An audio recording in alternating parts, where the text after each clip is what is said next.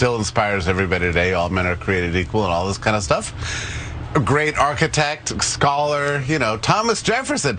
And instead I got, exactly the opposite. It just, debunking his history, his reputation, putting him down, demoralizing everybody on my tour. It was just sad, sadly predictable too. These days, I just thought that maybe Monticello would be protected from this disease of wokeism.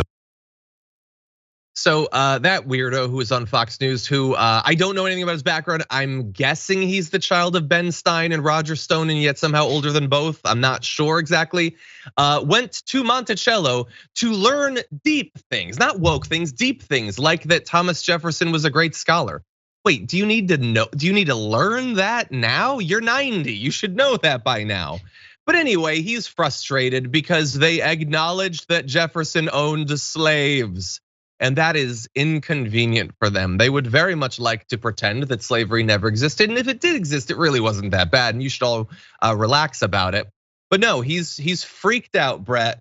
How dare Monticello acknowledge what seems like a pretty significant part of the legacy of Thomas Jefferson? Especially when you go on the tour, you go to the slave area.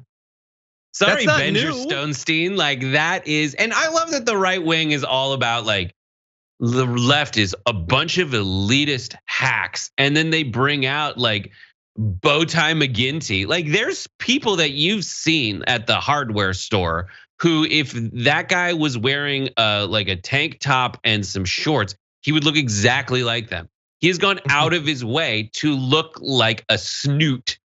Yes. It's a very willfully snooty look.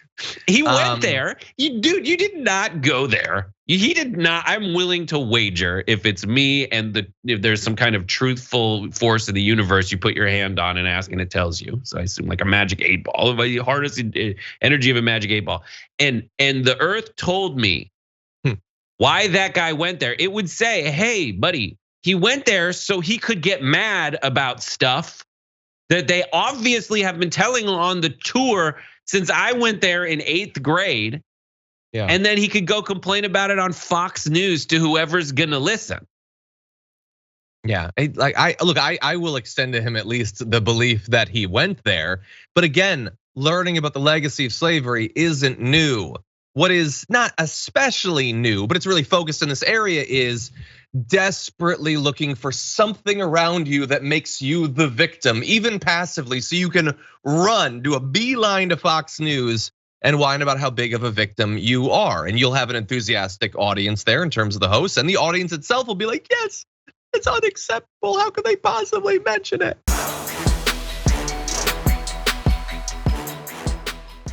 Check out the Damage Report podcast each day, wherever you get your podcasts, whether Pocket Casts or Stitcher or iTunes.